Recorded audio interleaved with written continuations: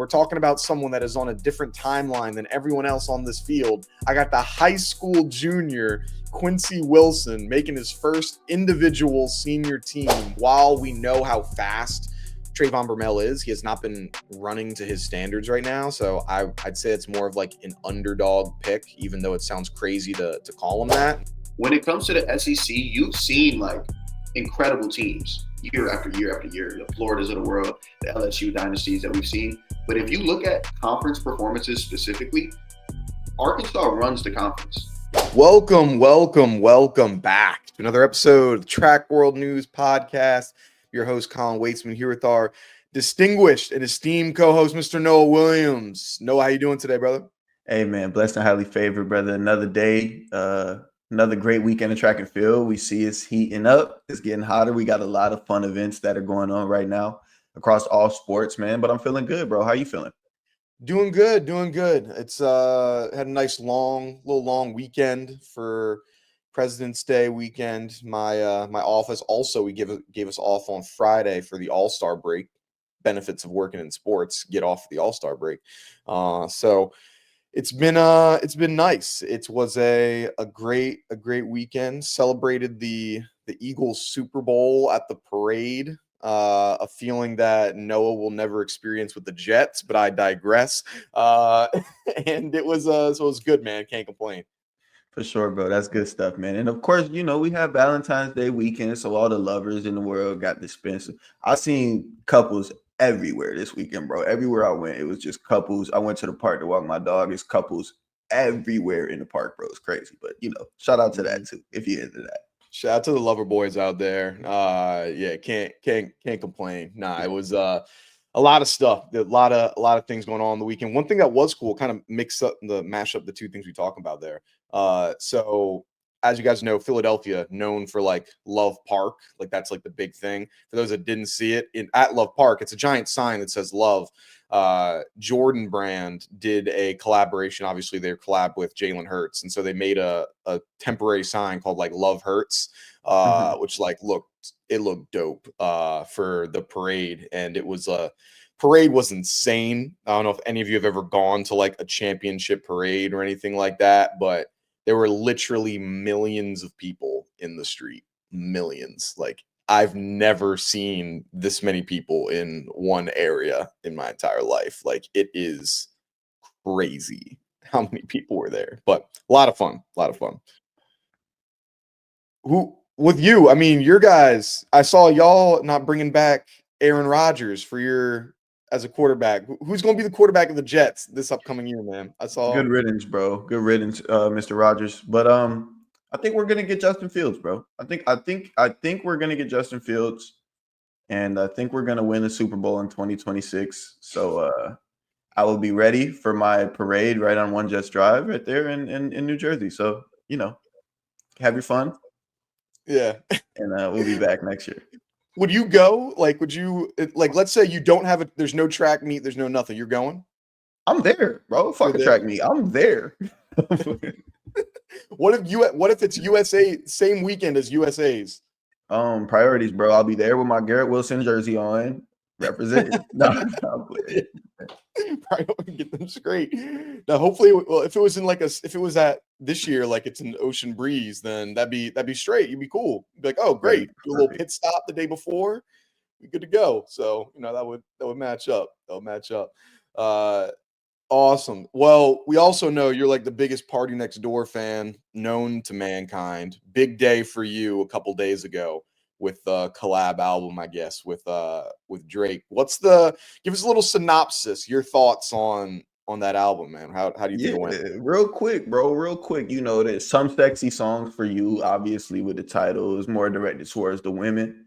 And I love that. I love getting some music, vibracious music for a lady or whatnot. Look, y'all boys and girls, this is something that you could throw on and you cooking some steak. You got a pretty lady in the crib with you. You may be drinking some wine, whatever. It's a vibe, bro. 22 songs. We got some vibes. Right now, I'm really vibing with Spider-Man, Superman, though. If you want to check out one song from it, Spider-Man, Superman is my song right now, and CN Tower, the very first song. Those are my ones right now. Are you like listen to an album the night it drops guy, or do you next day? What? How do you do it? It depends on the person. It depends on the artist. Party, like you said, Party's my favorite artist. So whenever he drop, I usually tap in like as soon as I can, or like that first drive to work the following morning, definitely was playing it. So or drive to the track rather, you know what I mean? But It's work. You working? it, Yeah. it is work though for sure. But yeah, man, like if I really like the artist, I'll probably tap in day one. Like whenever Kendrick drops, I'll tap in day one and all of that stuff, man. Okay. No, yeah, that's good. That's good. Yeah, when I saw that it was the collab, I'm like, there's one guy at my office who's like a massive Drake fan, and I knew about you. I'm like, all right, the next day I'm gonna see what I got to get the rating. So from 1 to 10, what do you give it for? I know you're still probably gonna listen a couple more times. It might change, but right now, Yeah, I'll say right now, bro, I'll give it a good 8.5. Like it's 22 songs, so you're gonna find something that you like and you're gonna find something that you don't like. But yeah, 22 songs, I'll give them an 8.5. They're really putting on for the light skin community. That's why I walked into practice on Friday, just had I'm like, yeah, the light skins we back up. Yeah. So nah, that's all jokes, but the memes been coming, the fun and the laughter been coming. So that's always what happens when it's new music. put it on for the light skin community. One time for the one time. There you go. Man. Good stuff. Needed to get up after Kendrick put the light skin Yeah. community. We needed to shake back, bro. They not like us, man. You know, like us. Awesome. Well, a lot of stuff going on this weekend. I guess let's start off the track. Celebrity All-Star game. We saw Masai and Shelby representing for track and field. Shelby going off, I think like 14, 15 points, a couple highlight reel dunks from him. Nice to see them, coming out. I know even Masai was tweeting afterwards. She was like, the only thing I was serving were looks out there. Yeah. She was like, I'm not a hooper. I think she played like 4 or 5 minutes, missed like 2 shots. She was putting up like Drewski numbers out there. Like he was also struggling. So I was like, all right, well, good to have representation. Nice to have you out there. So it's good. It's good to see us getting out on the basketball court. Yeah, bro, it was dope. And Shelby absolutely put on a nice windmill dunk. He had some fun out there. And then I saw on Twitter, y'all are sick, man. Twitter community is sick, bro. All I was seeing was like Masai Russell and Rakia Jackson is like Shaq and Kobe. I'm like, bro, y'all need to stop, bro. Please stop, man. But it's cool to like you said, get that representation from the sport. And they had an event just for them to, kind of like a skills challenge just with them two in it, which was dope. So, track is growing, bro. And they were two good people to represent the sport in that event. Yeah, for those that didn't see that, could you share tell them what that was? That was pretty cool that they had that during, I guess, like halftime of the game or whatever. Yeah, it was like a halftime event they had for Shelby and Masai. Basically, they set up some hurdles on the court. They had to go down, jump the hurdles or hurdle the hurdles, get the ball, come back down the other side, make a shot, make a layup, whatever. It was just something cool to kind of set them apart from everybody else that was in the All-Star game. Like, okay, these are two Olympians, like they're incredible athletes. Let's display this, which was cool, man. So all in all, like I'm just really happy for them. Yeah, no, it was good. Yeah, and it just shows like them high jumpers can get up. Like his face was above the rim, like when he was doing this windmill.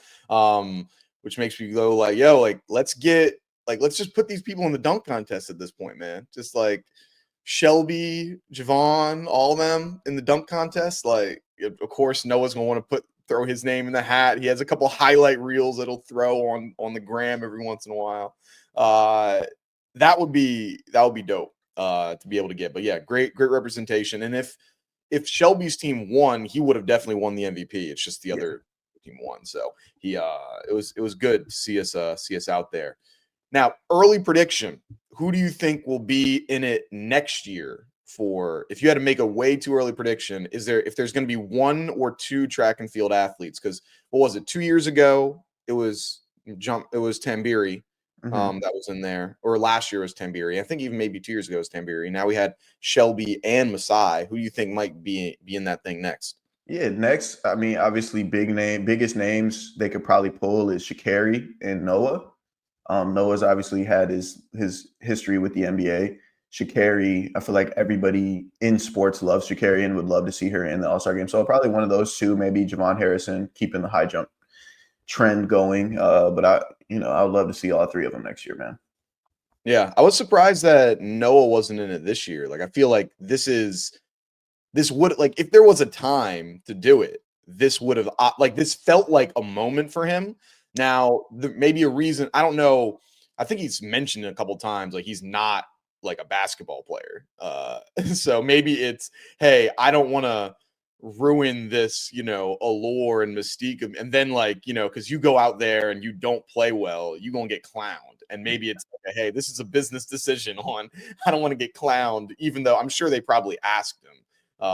There's not many people, but yeah, I'd say get a Sha'Carri in there. Like, I think that would be good, or maybe a Sydney McLaughlin. That would be nice. I know she did. She used to hoop around back, did some videos when in Kentucky. So yeah, that would be pretty nice to see some of those types of cats get in it. But it's all great representation. So Absolutely, bro. And I think he's at All-Star Weekend though. Like, I think Noah is at All-Star Weekend. I just don't think he participated in the game. Yeah, I believe so. Actually, who's going to be in the Quincy Wilson's going to be in it next year? I guarantee. That's my guarantee. That Quincy makes sense. Definitely, he's going to be in there. Like, he's done. He was at like the Army Navy game. Like, he was like the coin flipper for them. Like, he's like kind of the darling of track right now. I bet you they're going to put him in. They're going to put him in there. Like, Quincy going to find his way in that Celebrity All-Star game next year. So mark my words. Especially if he's going to be competing in USA's indoor. We'll talk about that later. But so yeah, should be good. Should be some nice stuff. So this got me like thinking of, if track and field were to have a not celebrity all-star, just like an all-star weekend type thing. Like, if we were to do something that is not a championship game, we have the world championships, we have that, but something kind of in the middle of the season to make it be fun, to bring more people to watch, that are, unique type of things. What do you think would be something, like, whether it's an event or, something that we could do that would be fun, unique, and new to watch? Any kind of ideas you thought that might be good ones? Yeah, a couple, man. I think so. We don't get to test or display our athleticism very often. So obviously, starting with a vertical jump test, if we could do a vertical jump test, if we could damn near do like a 7-on-7 football game, we could do a full 5-on-5 basketball game. I just want to be able to display, like, okay, can we can run a straight line? Can we do some lateral movement? Can we do some skillful things? I think that would be a good display. Okay. And how would we pick who those people are? What would be the selection type for it? You probably take, if you want to do football, you probably take Ryan Krauser and Fred Curley, let them pick their teams and formulate it how they want to formulate it, or something like that. Just get two captains, two of the more premier athletes in the sport, and just let them pick a team, whether that be for football, basketball, whatever. And then when it comes to vertical jump, just, hey, whoever in the sport really think they can leap like that, throw your name in the hat and let's rock. One thing that would be cool, you mentioned Krauser. I would love to see, just get them big boys, the shot putters, the discus throwers. Hey, like bench press competition, or like just take the world's strongest man like types of competitions that they do. So those, like, get those giant stones and things like that. Like, watch them throw around some crazy weight, because they're strong, bro. Like, much stronger than like what they think. Like, when people are like, oh, look at how the type of weight Aaron Donald was moving around. Be like, yeah, now look at the type of weight that like Ryan Krauser is like moving around. Like, that'll put you to shame of like, holy crap, how powerful these guys are. So I probably want to see something like that. That would be cool. And then one thing that I would like would be, if we could do like maybe battle of the brands, like how we do battle of the brands, maybe some like 4x1 or 4x4, but instead of it being with our countries, because I feel we do our countries so often. It's, what nation you're from. Would love to see like the team that you represent. So, hey, maybe Team Adidas 4x4 versus Team Nike 4x4 versus New Balance 4x4. Like, that would be, I think, an exciting thing. Then you can get people that normally aren't racing together. I think that you guys have done those like in the beginning of the year, those 4x4s, like Team Adidas and everything. So it's not something completely different than what you guys do. Like y'all have done this thing before. So I think that would be something that would be cool. Like see people that, you never get to race because we're always, what country are you from? That we do. Absolutely. Yeah, that's actually a dope idea, bro. I think we kind of speak about it, here and there, but to have an actual relay of, all Nike guys on a 4x1 would be dope to see, or all Adidas guys on a 4x4, that'd be super dope. Yeah, that could be a good one. So I'd like to see something like that. Or I think the celebrity, like a celebrity all-star meet or something like that could like work here, where it's like, hey, we get a couple of celebrities that think they're fast, and it's like we'll do a little tournament. So hey, maybe it's an 8-person tournament, and it's gonna be, you could have some people that clearly aren't going to be as quick, but then some people that actually would be. So hey, maybe it's like Speed versus Tyreek Hill, as one race, and then maybe you have some other celebrities that are in there as well to do like a mini tournament during the All-Star weekend, or maybe it's during USA's, like before USA's or whatever it is. Like I think that could be something that would be fun and exciting as well, that you could kind of bring the outside people in. Because I mean, you've got this, Tyreek and Noah thing that's now announced. Like it could work out well to try to bring some people that think they fast. Facts, bro. Imagine like a Drewski versus Drake 40-meter dash, or Drewski versus Ruby Rose 40-meter dash. You know what I mean? Like something crazy like that would be fun. Just to, bring somebody up. 100%. Like I think that's something that people would be interested in seeing. Like I'm sure there's a ton of celebrities. It's only like a race. It's not like you have to put in a crazy amount of time to go through and do it. Like, hey, just get the shoes on, get the spikes on, bang, let's go. Like I think that would be fun. Yeah, like you said, I think speed of all celebrities. I mean, if we're including athletes in there, then it might change it up. Like, we got some crazy athletes, but if we're just doing straight celebrities, yeah, I think I got my money on Speed winning that winning the 100 or whatever it would be. So, that'd be nice. Absolutely, bro. A sleeper pick, Tom Cruise, bro.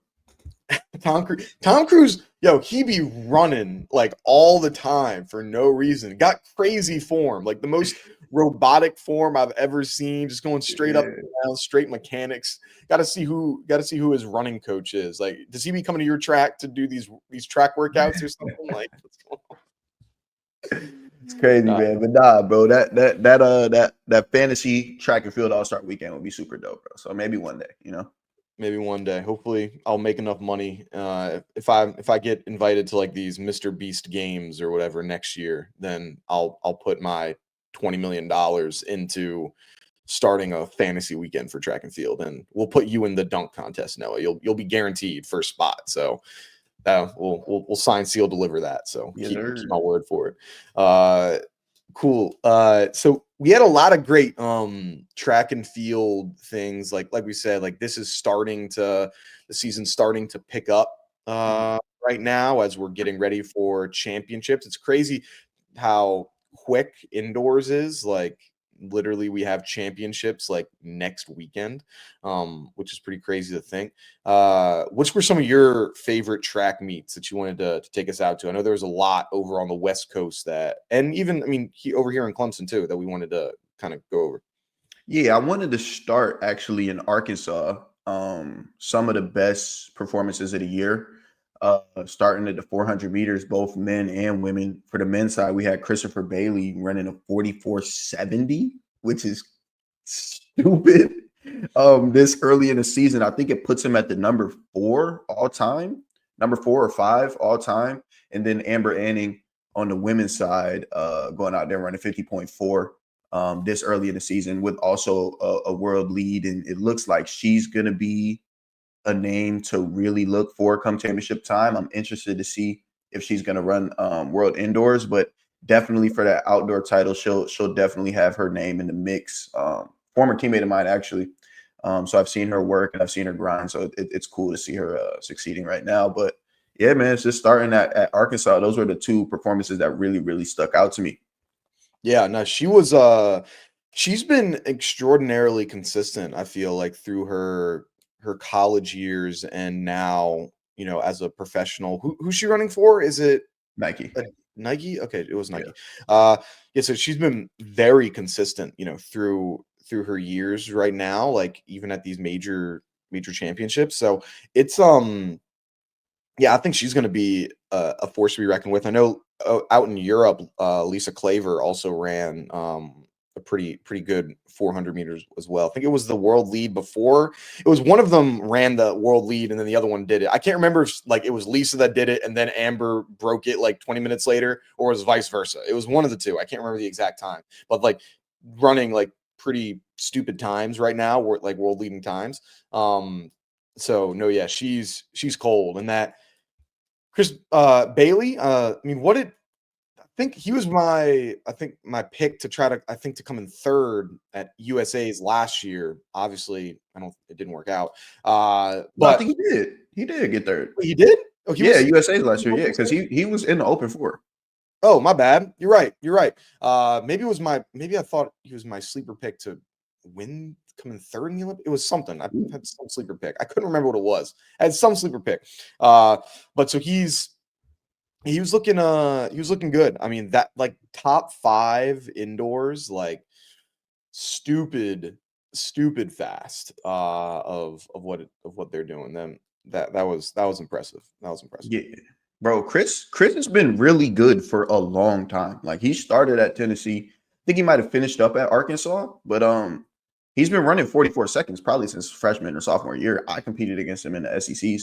And he actually bumped me out of the top 5 because I was 44.71. He just ran 44.70. So no smut, it's all respect, tip my cap to him. But yeah, man, Chris is a more like a kind of like a strength-based 400 guy. He's not a guy that's gonna kill you with a top end speed or kill you on the first 200. He's not going to be a 20.7 guy out of the hole or a 20.8 guy. But man, his last 200, he closes like hell, bro, and always has. He's going to be 23 mid closing 200 at almost every time, which is super impressive, man. Yeah, that's like because that's something that's interesting with track. I mean, we know it, but people that are outside of it, when they're like, "Oh, you're closing fast," like, "Oh, they're picking up on the end," like you're not actually getting faster. Like, what would you say after? Is it like 200 meters? Like you do not get fat. Like even after that, I think it's maybe like after 60 meters, it's just who just doesn't. You're just slowing down slower. You don't actually get faster. Is that about right? Or That was the perfect way to say it.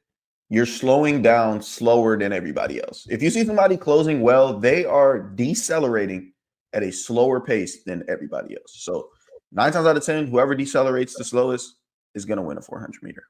yeah, which is crazy. Like it's the way to think about it. I mean, so is it like right around that like 60-meter mark where it's like, okay, after 60 or like when is it the acceleration? You're not accelerating anymore. It's now just who decelerates slower, if that makes sense. Is there any like Yeah, meter marks when people that you start I'll seeing probably say, honestly, I'll probably say maybe the 140 mark, right around 140? 120 to 140, because you are getting that rolling start. A lot of times you see a second hundred of a 400 be somebody's fastest. So you're rolling there. But after 150, bro, it's who can hold on, who can distribute their energy the best. It's not a matter of re-acceleration. Mhm. Yeah, you can really feel that when you run your first 400 ever. Like you'll be like, "Oh man, this is so easy." Through the first like it hits you at the exact same time every time, right at that 200-meter mark where you'll be like, "Oh my god, I'm going to be able to break the world record. My legs don't hurt at all." And it hits you right there. It's over. And so, no, but he's been just very even with his splits. And I think like an under-respected 400-meter runner right now just like goes under the radar of not really realizing or treating him like one of those big names. So someone to look out for right now of like, hey, can definitely make teams and put himself in position to be in that medal contention right now. Yeah, absolutely, bro. Like he low-key disrespected in the sport. Like he's one of the best 400-meter runners in the world. There's no questioning that. The last 2 seasons, I would say, he's been a consistent 44 guy, 44 high, 44 mid, 44 low. steady improving still, obviously post collegiate at this point, and he's still putting together some great performances. I'm sure that's something on his mind as well. Like every weekend, Track World News never talking about me, Flow Track never talking about me. I want to show these people what I could do. I'm sure that's a little bit of an added motivation for him. So, hey, like whenever I see people winning in the 400 and doing well, man, I love it. So, you got to Mm, support her and me, Chris, until we line up. Yeah, I mean, do you know where he trains out of? That's a good question, bro. I think he trains at Arkansas still, but I don't want to, put that out there to be true or not. But I believe that's where he's training. Okay. Yeah, I wasn't too sure. That's one thing else I wish track had. Like, I wish I knew where these athletes like were training. I gotta like find out through like Instagram story posts on stuff of like this is where somebody's at. Like, man, make some announcements, but yeah, it is what it is. So no, yeah, some crazy performances from. I mean, just overall, Arkansas looking really good. I mean, they had a couple other. Who was the guy who? I mean, I think he's transferred like 2 or 3 times at this point. That played football at Kentucky last year. He ran the 60. Is Jordan it? Anthony. Yeah, yeah. He looked pretty good. I think this week as well. They got a couple other ones. Washington, Connor Washington looked good. He ran sub 21 in the 200 for the first time in like 2 years. So like Arkansas is starting to bring back their team where it's like, all right, Texas A&M, y'all were, the preseason favorites. You're looking good right now. USC, you were the favorites through the first couple of weeks. That's great. But, big dogs coming out to play now. And that's what Arkansas is known for. That's what they do. And it's, I think putting the rest of the NCAA world on notice of like, yeah, I know that we've been great and we didn't start off strong, but we're here, and you ain't gonna miss us. So Yeah, absolutely, bro. And I don't think people necessarily respect or acknowledge how legendary Arkansas is, especially when it comes to conference championship. When it comes to the SEC, you've seen like incredible teams year after year after year, the Floridas of the world, the LSU dynasties that we've seen. But if you look at conference performances specifically, Arkansas runs the conference every year almost. I remember when we won nationals and smoked everybody, we still didn't win conference because Arkansas won indoor and outdoor. Like the amount of bodies that they have, the way that they have distance, jumps, sprints, throws, hurdles. They're one of the most well-rounded teams. The program is consistently doing that. Shout out to Coach Johnson on the women's side, and I forgot the men's coach, Coach Case, I believe it is actually. But man, they're consistently just putting out incredible teams. They just had like 3 guys run sub 46.5, I think this weekend, a couple 45s. So they're always going to have that. They're going to be in a 4x4 mix. So I just wanted to show Arkansas, the Razorbacks a little bit of love. They got all the funding and money in the world, so they're going to continue to compete for conference championships for sure. yeah, that's the weird thing with track though. Like you can win your conference title, or like I'd say Power 5 conference titles, and not have an NCAA championship team of just like because the depth. Like you don't need to have a lot of depth for NCAAs. I think like your guys's was a little bit unique when you guys won, where you won with a large amount of events. I mean, it was. You won you had the 400-meter runners, 200, 4x1. I don't think you didn't have a 4x4 that year, right? No, there was no 4x4, but 400 hurdles, high jump, javelin. I might be We had 2 scores in 100 110s. yeah, 100, 110. So it's like that was a lot of events where like Florida, for example, when they won with like 3 guys, like the year after with Joe Fambule, and then and it was the Joe show. So it's like versus like Arkansas, they're just going to suffocate you with the amount of points they're going to score. Like I think I remember it was like 2 years ago, they had the entire top 8 of like the women's 5,000 or something like that. Like it was like, they're just their team's built different for this, for it. Absolutely, bro. And like I'll put a little light to it. Like the way that they can get these athletes is they have, like I said, they have a lot more funding than a lot of other universities. So per NCAA rules, you're only allowed to allocate maybe like, I think still now the rule is like 12.5 scholarships on the men's side, 16 on the women's. And that's per like actual like athletic scholarship. But I know they have like a Walmart fund, they have a Tyson chicken fund, and I think like a Jerry Jones Foundation kind of thing. So there's a lot of money spiraling around that if you can't get, a full athletic scholarship, you're going to be able to get funding through other things. And like, yeah, I mean, that's the money that they're playing with. So obviously it's working out in their favor in track and field. I just wonder why it doesn't ever translate to any other sport, because they like football's ass, basketball is usually pretty ass, baseball's okay, but it's been historically great in track and field since like maybe the early 2000s.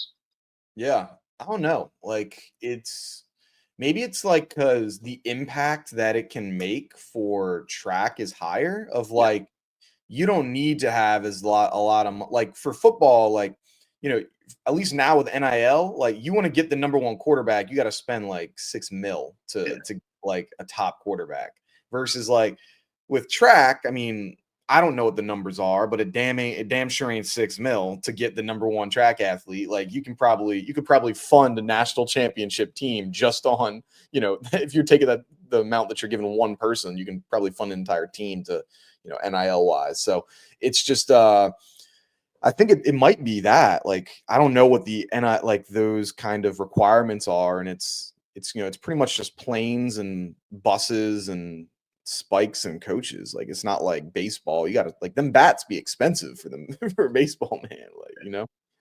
yeah. That's a good point though. That's fair for sure. But yeah, it makes sense, bro. But all in all, though, shout out to Arkansas. Let's see what they do here coming up at Yeah. conference. And there was some over at your favorite track, the land of real times, Clemson. They had some good performances. What were some standouts for you, man? Yeah, there were a few standouts. I was really excited to watch the men's 400 there. We had Christopher Morales Williams up against Ja'Cory Patterson. That was like a very competitive race. A lot of back and forth with that one. Chris was able to come out with a win. And then there was the rematch of the Georgia Bulldogs. We had Elijah Godwin versus Matthew Bowling. And for some reason, if you look at the results, Elijah's name's not on the result list, but he won his heat in, I believe, 45-3 or 45-4. I watched the race. I got the race on my phone, and Elijah looked incredible. Race strategy wise, it was a typical Elijah Godwin race: beat you to the break and hold on through 400. But I was really looking forward to that race between, like I said, Matthew Bowling and Elijah Godwin, because I would assume these are two guys that are going to be competing at the U.S. indoor meet for a spot on the world team, and it was kind of like a preview what we may see, and that was kind of like my biggest takeaway from that meet. Oh, and Jamisa Ford, World lead, right? world lead 200. over 200, and she also came back in the 4 and ran really well. I think she ran like a 51, maybe a 52, but she put out an incredible performances this weekend as well. Kind of broadened her shoulders a little bit. Yeah, no, it was for what you first said. I always look forward to those Elijah Godwin bowling running.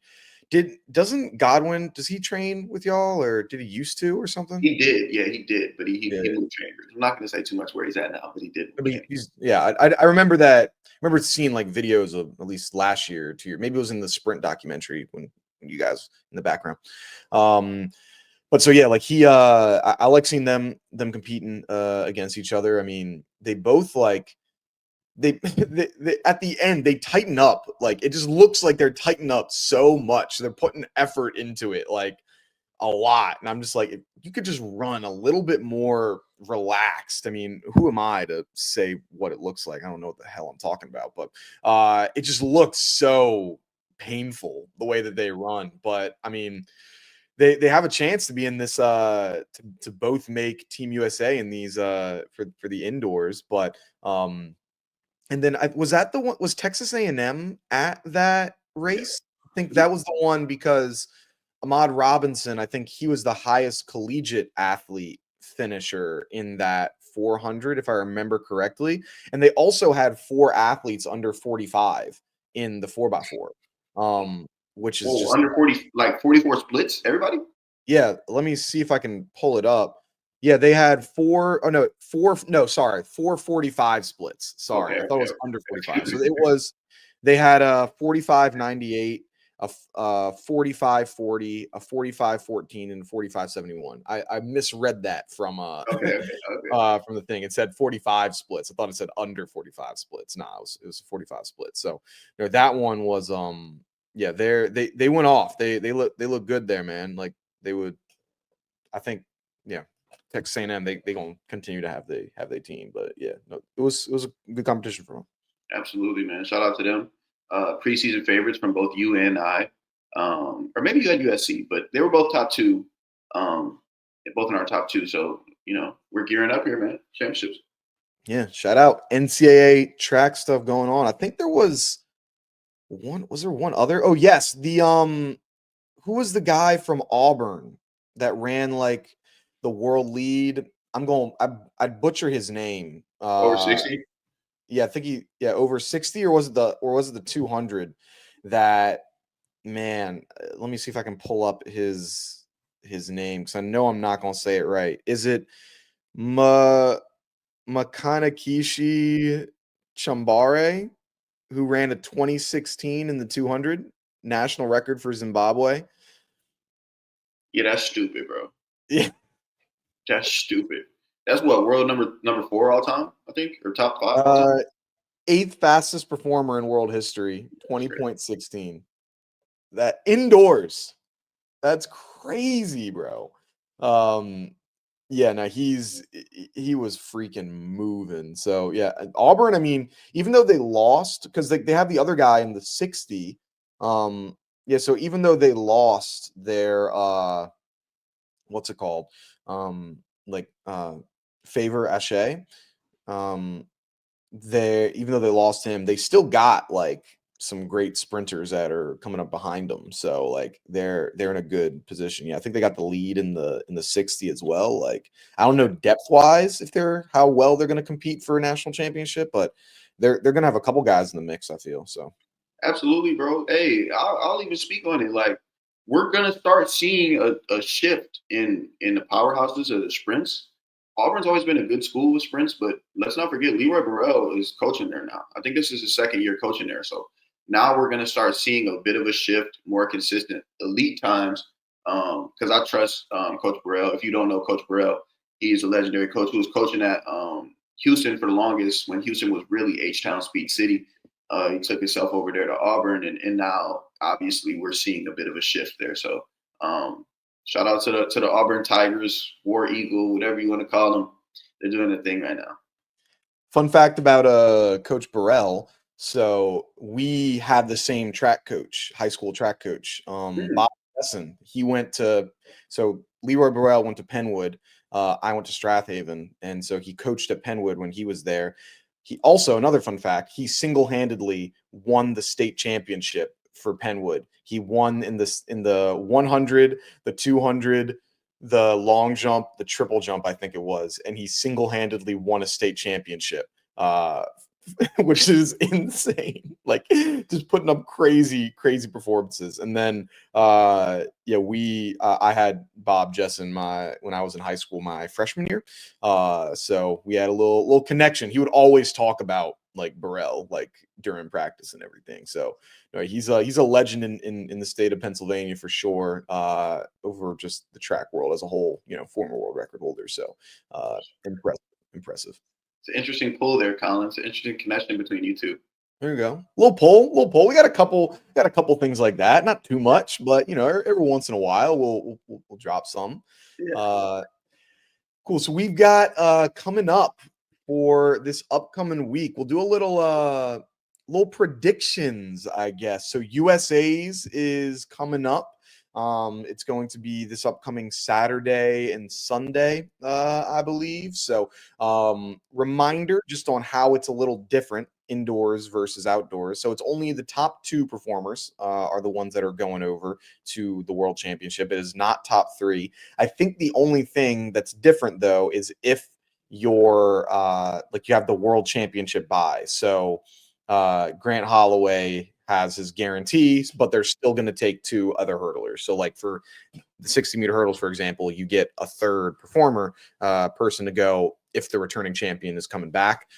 So that is something that's still going to be in play. But that's the main difference there. We've got a couple interesting names. I think the most interesting name in here, I would say, is Arian Knighton, who is doing the 60. So he did his first 60 like last week or a couple weeks ago. He ran a 661. He also ran a 20 point in the 200 indoors. You usually don't see professionals running indoor 200s. It's just because, I mean, it doesn't compete at the world stage, and it's just like a super crazy event. I mean, wait, did you see the video of the indoor 4x2 that they had on Twitter? Bro, No. it was like, so the indoor 4x2 is my favorite race that they have in track and field because it is so damn hectic Yeah. and insane. People be falling over everywhere. I remember specifically a 4x2 that I did with my team back in high school. It's on a flat track too. It was 6 people in the race, 4x2 flat track, no spikes. So just it was the most hectic thing ever. And I'm in the I handed off the baton to my teammate Charles Friesen. He gets the baton, and as he's turning over, a guy had fallen over in front of him, and he just falls right over him, and it's like a traffic jam of just like athletes. And the time was like a 3 minute 4x2 because like everyone had to stop for like 30 seconds to like get themselves together. But that's what happened in this pro 4x2. Someone like fell, did a somersault, and kept running. It was pretty impressive. But yeah, so he's going to be running in the 60 right now. So we got a couple good people that'll be in there. Give some highlights of some of the names, and we'll go over some predictions that we've got. So we'll do the fastest times, and then after that, we'll go over just some other names that are interesting. So we'll do the top 5 times right now. We have Ronnie Baker, Trenard Folson, Emmanuel Wells, Marcellus Moore, Johnny Dwyer, Kobe Hilton, and then some other notable names that we've got. We have Trayvon Bromell, PJ Austin, Arian Knighton. We've also got Sam Blaskowski and Demke Kemp. I would say those are kind of some of the notable names. As a note, we've got Johnny Dwyer, who is the college kid from Penn State. That's gonna be so. Yeah, that's that guy that dropped that world leading time at the beginning of the year. So Yeah. who do you got? Who do you have as your 2 people that are going to be coming out of here and taking it for Team USA? Yeah, based on what I've seen this season, I'm comfortable with Ronnie in one spot, and I really like Marcellus Moore. I think Marcellus has a lot to prove. I think he's really hungry. He's probably fighting for a contract, and he just won Milrose last week or 2 weeks ago. So I look for Marcellus. Trayvon obviously is a guy. Arian's a guy. We know that. PJ Austin even. But yeah, I'll roll with Marcellus and Ronnie. That's a good pick. That's a good pull. Yeah, Ronnie's having like a resurgence year right now for him. Like he had a really great season, I think in 2019, 2021 when he made the Olympics as well there. And then he had some injuries and just kind of fell off the map, frankly, like for the last few seasons, in my opinion. And he's starting to come back. Like he's looking like his old self right now, like 6'5", coming into this race. So I feel like he's a good pick to go with. I'm not going to go with him. I'll pick someone different. I think we're going to see a Johnny Dwyer. I got to have the college kid. Like I feel if you're a college student and you're going to this meet, I feel like you're making some sort of statement. You're a freshman and you're saying bump the NCAA championship. I'm not doing that. I'm going to USA's because I think that I got a better chance at making the world team, or I'm not going to be competing at my conference championship because I'm trying to do that. I feel that means you got to have something that you're looking good for. And then even though he has not been running very well, I got to go with Trayvon Bromell. Even though he has not been running to his standards, like, I mean, he's still, top in the US and everything, or one of the top people in the US. I feel he'll pick it up and he'll figure it out. Like, now that's more of like, he's an underdog in this thing. Like while we know how fast Trayvon Bromell is, he has not been running to his standards right now. So I'd say it's more of like an underdog pick, even though it sounds crazy to call him that. But there's a lot of talented runners right now. Like PJ Austin, put together a great race at Boston and everything. Like there's some people that are looking real strong right here. And Arian Knighton, like I'm surprised that he's going to be doing a 60. I feel like that's just a weird thing to put in there, but we'll see how that works for him. Yeah, for sure. And I think for Arian's sake, I think it's kind of more so a training opportunity where he can get 2 runs in, because he'll make the final. Whether he makes a team or not is another question. But yeah, that the way I looked at it, even his 200 that he just ran, like I kind of looked at it more as like he's knocking some dust off before the outdoor season. Yeah, that's probably accurate. It's like, hey, let's get a couple races in because he didn't run a whole lot last year because he was going through his what he was going through with the whereabouts. I think it was whereabouts, but can't remember. But all that stuff. Cool. Let's look into the women's 60. Some of the things we've got for USA's. So we've got Jaisa Sears coming at the number 1 time. Cleara Barnes, number 2. Aaliyah Hobbs, 3. Micaiah Briscoe. Zane Smith, and then I'd say those are some of them, like the top people. Samira Killebrew, you could probably add her in there potentially as well, but those are some of the top people that we've got for the women's side. What do you have for making Team USA for this? I got Jacius for sure. Jacius Sears. I think this is a good opportunity for her to kind of stamp herself a little bit more. And then Aaliyah Hobbs. It's really hard to pick against Aaliyah for that indoor 60. I think she's American record holder. But she just got beat at Millrose by Solera. So I would be interested to see how that shakes out. Solera's had a quiet, impressive season so far. I think she's been running consistent, like 7-1s, 7-13, 7-14, 7-15, all in that range. So I think those 3 women there, obviously Micaiah Briscoe will be in the mix, but I think those 3-4 women will kind of be battling it out versus everybody else. Yeah, I got Sears here. I mean, she's looked just dominant this entire season so far. Like, has been dropping. I mean, the world leading time right now. So it's like, I think it's going to be tough for us to kind of for anyone to really beat her. And then, yeah, like similar for what you had said. I mean, I feel like the obvious pick here would be Aaliyah Hobbs of just like, she's proven over the 60-meter different distance that she's elite here. But yeah, I mean, Barnes, being able to have the last win against her, like where going into the championship, it's like, hey, I got the best of you last time we lined up. Like, I feel like that means a lot as well. But I think it's going to be hard to go against Aaliyah Hobbs when it comes to making a 60. Like that's kind of, it's like her thing. it's hard to go against her. But so I'd probably go with Aaliyah and Jace's for that. I like it, bro. Like-minded, bro. I like it. There you go. Yeah. Let's go to the 400. Here a little bit for what we got with the 4. We got a couple people that are going to be in here. So let's go we'll go with the top 2, 3, 4, 5. We'll do the top 8, and then there's some other people that are some interesting names here that have not ran very fast yet, but are definite, can definitely do well. Number 1, Chris Bailey. We have Vernon Norwood. We have Matthew Bowling. We've got Ja'Cory Patterson, Elijah Godwin, Quincy Wilson, Javon O'Brien, and then Christopher Robinson. And then outside of that, that's just the top, 8 or so. There's a couple other names that are down low. We've got Will London, and then we have Will Sumner as 2 other names who have not ran very fast yet this year that are also in that mix.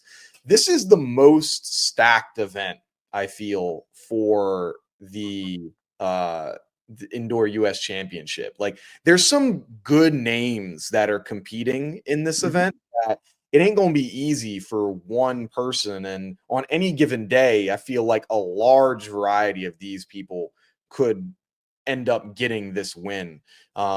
You're the 400 guy. What are your thoughts on this this event? Well, I hadn't gotten a chance to look at the entry list. I didn't know it was out, but that's a very surprising list. Let me just start by saying that I didn't think Vernon would be doing it. I didn't think Will London would be doing it. That's crazy. But if I had to pick two, I'm not picking against Christopher Bailey. I'm not doing that. So he'll be in there. And I want to say the second spot, bro, it'll be Elijah Godwin. It'll be Elijah. Don't nobody have top end like him. Can't nobody just power to a 20.6 first 200 and have the gall to do something like that. So I'll rock out with Christopher and Elijah. All right. I'm gonna go a little bit different than you. I'm gonna go making a big time upset. He's going to have the race of his life.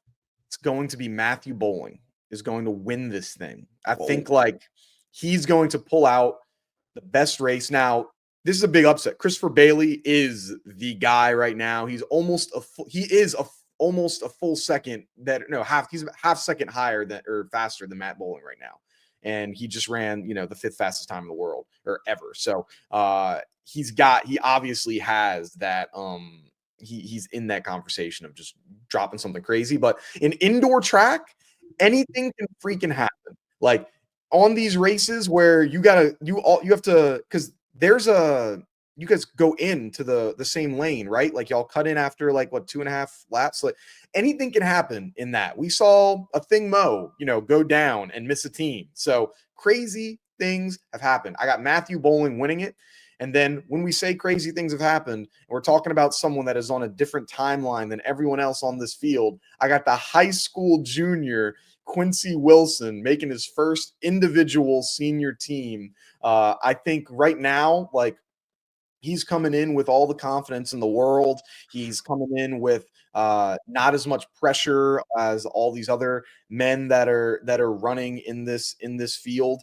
And he's on a different timeline than them as well. A lot of these guys are training for other races way in September. Where yes, I mean obviously Quincy is he's doing this and he's not doing the New Balance Nationals right now. I'm sure he's still going to end up doing that, but he's on a different time, he's on a different clock. He's what, probably 12 almost 15 years younger than Vernon Norwood, right? Like he's got youth on his side. Like, so I think I'm gonna pick people that maybe not going to do it. I go with Bowling and Wilson. Like I'd love to see those two win. Those are two of my favorite 400 meter runners outside of Noah Williams, obviously. So that's who I would be going with right now. Not mad at the picks, bro. Not mad at it. It's going to be the most interesting race probably. And then while you were speaking, I was kind of thinking about Vernon. I think he's kind of more so focused on getting another race under his belt and then being a guy they could throw on the relay at the championship. In 2022, we had a hard time because we brought maybe 4 guys. It was really messy. So I think Vernon is more so doing that so he could be a relay guy at Worlds. Yeah, I remember that. Yeah. Y'all's 4x4 was y'all were throwing stuff together at the I think there was some injuries or stuff too. I don't know. It was that was a lot. There was a lot of stuff going on during that meet. So yeah, no, I think they're like with all these people, I mean, you've got probably like legitimately that like 8 people that if you were to tell me that they're making this team, like I believe you with some of the talent. So no, yeah, I think there could be a couple good people, and that's brutal with indoors, man. Just 2, it's like you can leave with a medal and you're still not leaving on a team like that. That's tough. That's tough.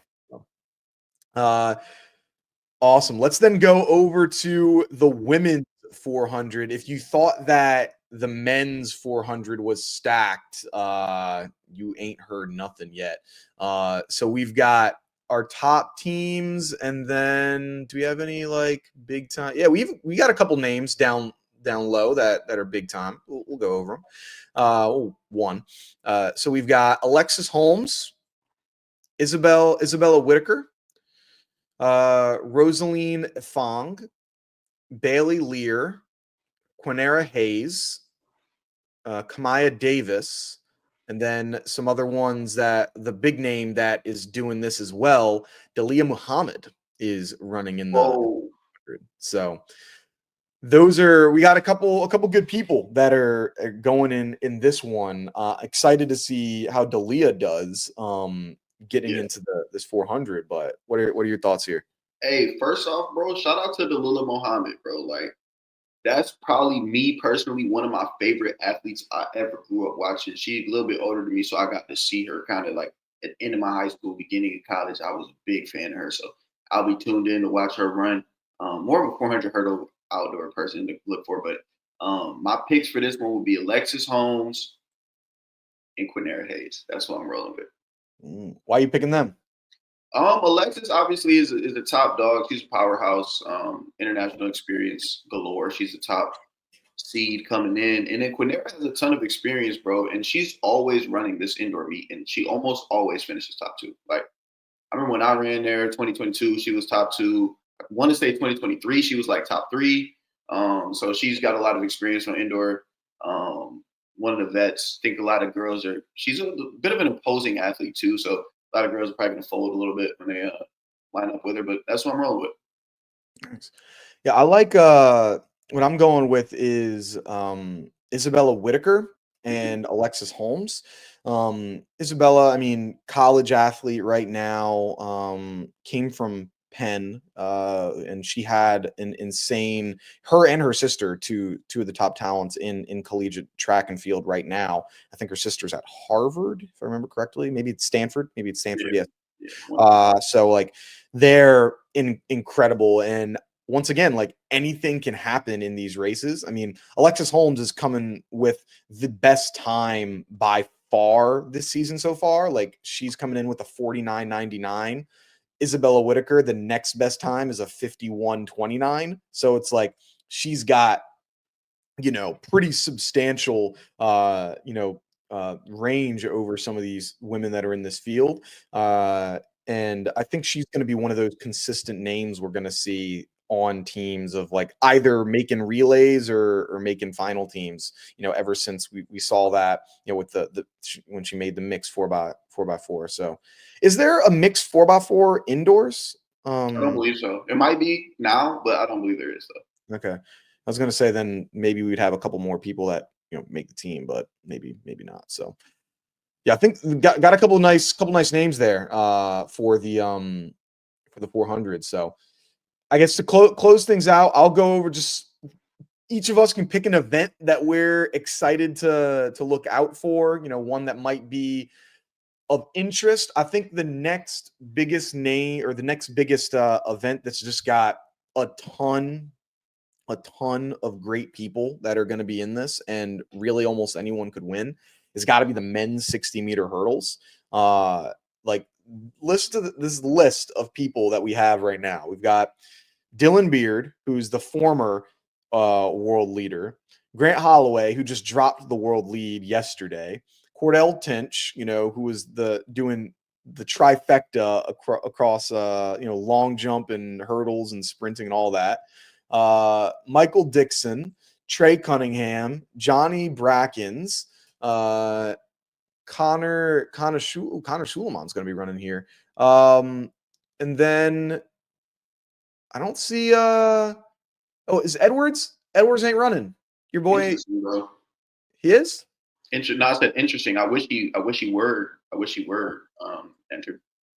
Yeah, no Edwards. He was someone that, I mean, he had a really good year last year. I was surprised. So for me, I think that I'm going to be going with it's chalk, but Dylan Beard and Grant Holloway. Grant Holloway continues his streak. Do you know how many races in the 60 hurdles he's won in a row? I do know. That's why I'm I want to say probably like 65. You're close, kind of. 76. Oh, he's won shit. 76 races in a row. That's crazy, dog. And the crazier thing is, based on his pace, even if he continued to do the same amount of races for the 60 that he's done every year, he would have to compete for another 8 years to have the longest unbeaten streak to beat oh man, I'm drawing a blank on the name. The 400-meter hurdler that won like 122 races in a row. I'm drawing a blank. I can't remember. Oh, I feel so bad. I should know this. But he would have to race for another 8 years in the 60 just to have the longest unbeating streak of like 122 races, which is nuts. That's nasty. Yeah, nasty work. But yeah, Dylan Beard. I mean, I think I got love for him as a racer. Known him for a little while now, and just like having a really good late shine. And then just he's Grant Holloway. He doesn't lose these races. So that's one race. There's a lot of great people there. I mean, Trey Cunningham obviously really great. Johnny Bracken's obviously really great. So excited to see that. Well, actually, no. I take it back because Grant is not going to run in the finals because he doesn't run in the finals of USA's. I forgot. So let me take that back. So he is not going to win because he's not going to do it because he has a bye already. So I bet you it's going to be.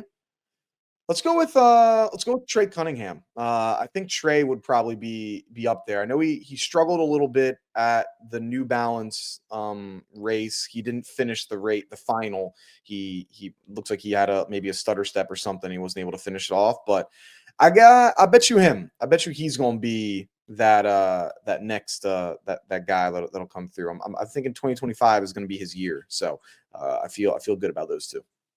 Not mad at it, bro. But I'm gonna go with Cordell Tinch. Cordell Tinch? Yep. Okay. Nice. Any other events that you're kind of looking out for for USA's? Yeah, quick question. So you said Will Sumner is entered in the 4. What's that 800-meter entry looking like for men? I know we've got Josh Hoey and Bryce going on their little small rivalry here. Let me get that. Men's 800.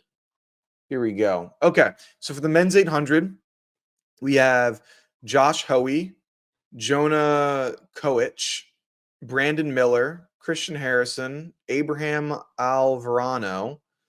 Then the next big names we've got Isaiah Harris, and that is it.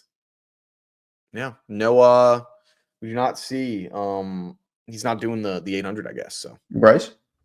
Yeah, no Bryce in the 800. So interesting.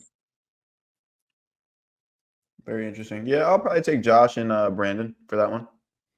Yeah, I like Brandon. Like I was excited to see him, get onto the team in the Olympics. I was thinking it was kind of a long shot, but it was nice to see him. Like he's coming into form right now. So he has a new training group. Since he left being out in he's with Brooks. So it's good for him. But yeah, cool. Gonna be a lot of great track and field coming up soon here. Getting ready for championship season. Oh, I guess Noah, who's your runner this week? International Athlete of the Week. This is the third athlete. We didn't even speak on him. I kept it quiet the whole episode. Athlete of the Week, Jakob Ingebrigtsen, new world record holder over the 1500 and the mile indoors. We seen Jared Naguse. He got love last week. He broke the world record last week. Very deserving. Jakob just seen it, and he upped the stakes a little bit more. So congrats, Mr. Ingebrigtsen, my brother, with the nice little side slick over, little comb over, man. Proud of you, bro. We're going to get that certificate in the mail for you, International Athlete of the Week. This is the 3rd edition. So congrats to you and your family. You should be very proud, brother. There we go. No, that was did you see the meme that Jared Naguse posted? Like he posted like he was like, "Oh, I had world record holder for 3 days. It's been nice. Congratulations." He posted like a picture of him like as like a banana or whatever, like upset. But it was pretty funny. So yeah, shout out him. I mean, we were talking about they got to watch out for Jared, and he must have been listening. You know what? I think we got to take a little bit of credit here because we talked about it on the pod, and then the very next week, he's like, "All right, let me show you something." Maybe he listened to this and was like, "Yeah, he took it as disrespect and then broke a world record." So honestly, we might be world record holders as well. We might need to be able to take a little bit of credit for that. So congratulations as well on being a world record holder there. Congratulations, brother. Hey, I think Track World News has contributed to a lot of performances in the sport. I know We got a couple friends of the show that love our comment section on Instagram or whether it be YouTube. We got Aaron, of course, and he did his thing. I saw bro had his school record for like 2 minutes, which is really good. I mean, he's running well, so shout out to him. But Ahmad Robinson, another fan of the show, friend of the show.